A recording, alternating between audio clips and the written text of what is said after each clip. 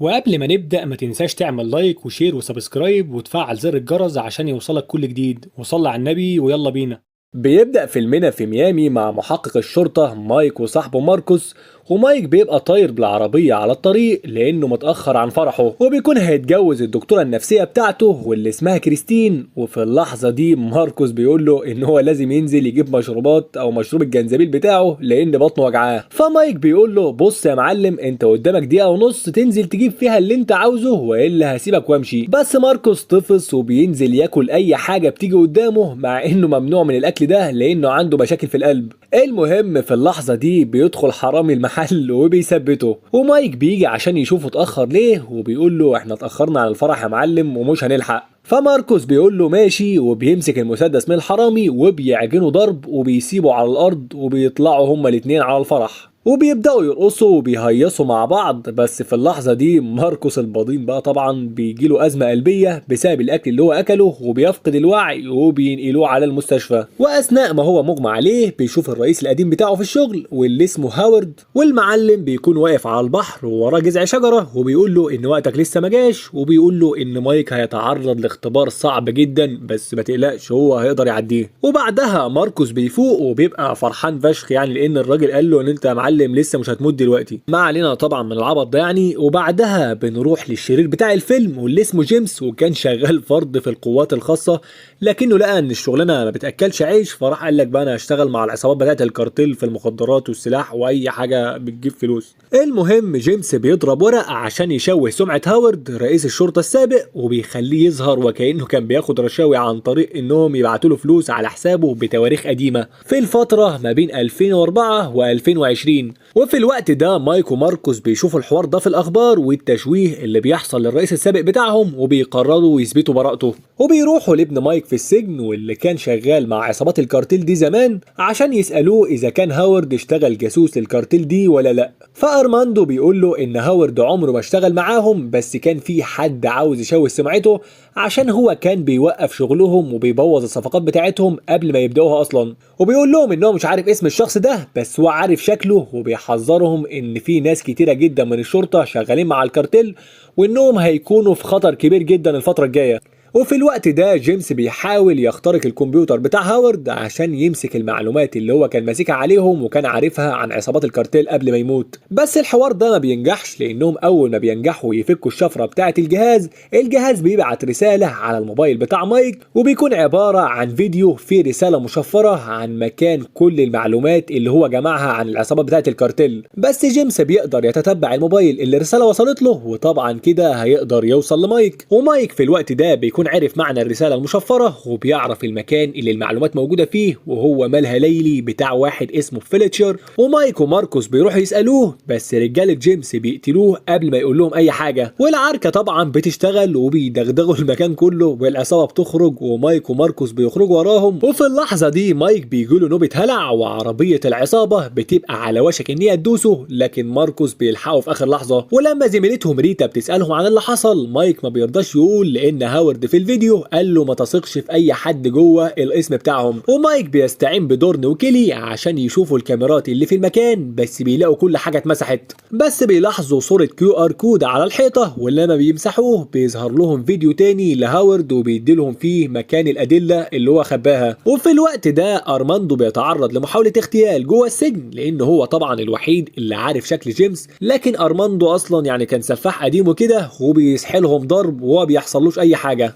بس مايك ابو ارماندو يعني بيطلب من ريتا وخطيبها واللي هو مرشح لمنصب العمده انهم ينقلوا ابنه لحد ما يقبضوا على زعيم العصابه اللي عاوز يقتله. وفعلا تاني يوم ارماندو بيتنقل، بس جيمس والرجاله بيكونوا على الطياره بتاعه النقل وبيخلوا الطيار يقول رساله في اللاسلكي بان مايك وماركوس قتلوا الحراس وحاولوا كمان يحرروا ارماندو، وبعدها بيقتلوا الطيار عشان الطياره تقع ويخلصوا عليهم كلهم. بس ماركوس بياخد باله ان في حاجه غريبه بتحصل، وبيشتبكوا مع افراد العصابه وبيرموهم من الطياره وبيدخلوا على غرفه التحكم وبيقدروا يلحقوا الطياره قبل ما تقع. وفي اللحظه دي بيكونوا مطاردين من كل افراد الشرطه، واللي بتكون ماسكه الموضوع بتاعهم هي المحققه جودي بنت الرئيس هاورد، وبتبقى عاوزة تمسكهم بأي طريقة لأنها سمعت الرسالة بتاعت الطيار وصدقت إن مايك عاوز يهرب أرماندو، وأرماندو أصلا اللي قتل أبوها. وفي الوقت ده جيمس بيبعت رسالة لكل العصابات عشان يطردوهم وبيحط عليهم مكافأة 5 مليون دولار اللي هيخلص عليهم. ومايك ما بيبقاش عارف يعمل ايه، فبيروح لواحدة من معارفه القدام عشان تساعده، ولكن طبعا يا ريته ما راح لها لانها بتخونه وبتقول للعصابة على مكانه،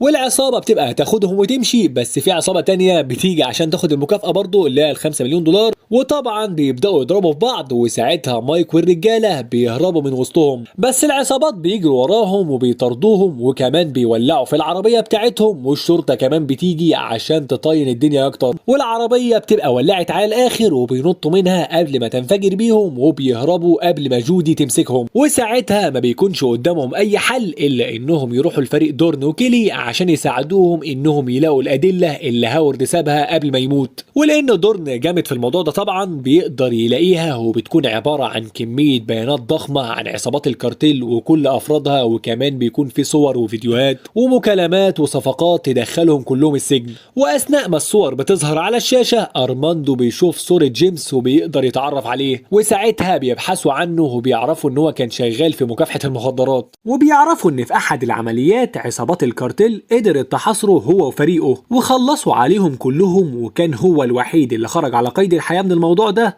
بعد ما فشخوه ضرب طبعا وتعذيب. وفي اللحظة دي مايك بيكتشف ان جيمس بعت العصابة بتاعته على البيت عنده، وكمان بعت شوية رجالة على بيت ماركوس وبيتصل عليهم، بس دينيس جوز بنته هو اللي بيرد عليه، وهو اصلا قوي جدا لانه ضابط بحرية، ولما الرجالة بيجوله بيفشخهم كلهم لحد بيخلص عليهم، بس مايك ما بيلحقش يحذر مراته، وجيمس بيوصل البيت وبيخطفها هي وكيلي بنت جودي، واللي كانت رايحة تزور مرات مايك عشان تفهم هي ليه امها بتطردهم ورايحة تفهم الحقيقة. وساعتها مايك بيقف وقفة مع النفس كده وبيحاول يفكر ليه جيمس دايما سابقهم بخطوة، ولما بيراجع اللي بيحصل بيكتشف ان مفيش الا واحد بس اللي كان عارف عن موضوع نقل ارماندو من السجن غير ادم خطيب ريتا، واللي بيطلع ان هو الخاين اللي وسطهم. ومايك بيرن على ريتا وبيحذرها، بس ادم بيلاحظ ان ملامحها اتغيرت وبيعرف انها كشفته وبيهجم عليها وبيرزع دماغها في الازاز، بس دورن بيوصل وبيلحقها في اللحظة الاخيرة وبيمسكوا ادم. وبعدها مايك بيقعد مع فريقه وبيحط الخطة وبيقول لهم ان مفيش اي حد من الشرطة هيعرف لانه مش واثق في اي حد فيهم، وبتبدأ الخطة ومايك بيرن على جيمس بصوت ادم خطيب ريتا وبيقول له ان احنا اتكشفنا والخطة اتكشفت ولازم ينقلوا كل الاشخاص وكل الرهاين من البلد وينقلوهم على كوبا قبل ما نتمسك. وبعدها مايك بيروح يعمل له كمين في المكان اللي هو قال له عليه، وبيكون عبارة عن حديقة مائية مهجورة واللي كان فيها اكبر تمساح في العالم، والاشاعات بتقول ان التمساح ده لسه موجود هناك. ومايك بيبقى ماسك القناصة ومستني جيمس لما يطلع عشان يضرب عليه، بس لما جيمس بيظهر بيكون معاه مرات مايك، فمايك بيتوتر وبيخاف يصوب ناحيته بدل ما تيجي في مراته. وارماندو طبعا بيكون مشارك في الخطة، بس الحارس بيشوفه وبيضربوا على بعض نار، وساعتها جيمس بيكشف الكمين وبيحاول يهرب، بس مايك وماركوس بيطردوهم وبيضربوا عليهم نار، ودورن بيحدف قنبلة دخانية جوه المكان عشان يساعدهم والعركة بتشتغل. وادم ساعتها بيقدر يهرب وبيركب الطيارة وبيحاول يخلع، لكن ريتا خطيبته بتخبط عليه صاروخ وبتوقعها، وبعدها دورن بيطلعه من الطيارة وبيقبض عليه، لكن ادم بيمسك المسدس وبيضربه في كتفه، بس ساعتها ريتا بتشوفه وبتخبطه شلوت وبتنزله في المية. وفي اللحظة دي يا معلم بيظهر اكبر تمساح في العالم وبيفرتكه حرفيا، وبعد كده ارماندو بيجري على افراد العصابة وبيحاول ينقذ كيلي بنت المحققة جودي، وبيتصاب اصابات كتيرة جدا بس بيقدر ينقذها في الاخر، وبيقول لها تهرب بس هي بترضاش تهرب من غيره وبتاخده وبتخرج من المكان. وفي الوقت ده مايك وماركوس بيكونوا لسه بيطاردوا جيمس واللي بيكون معاه مرات مايك وبيحدف عليهم قنبلة، بس بيقدروا يفلتوا منها، لكن ماركوس بيكون خلاص مش قادر يكمل لانه اتصاب اصابة جامدة جدا في دراعه. ومايك بيكمل مطاردة جيمس لوحده، ومايك بيفضل ماشي لوحده هو كمان، وفجأة بيشوف المكان اللي كان شافه في الغيبوبة بتاعته، وبيشوف جذع الشجرة على الشط وبيفتكر الكلام بتاع هاورد، ولان طبعا ماركوس حظه زي الزفت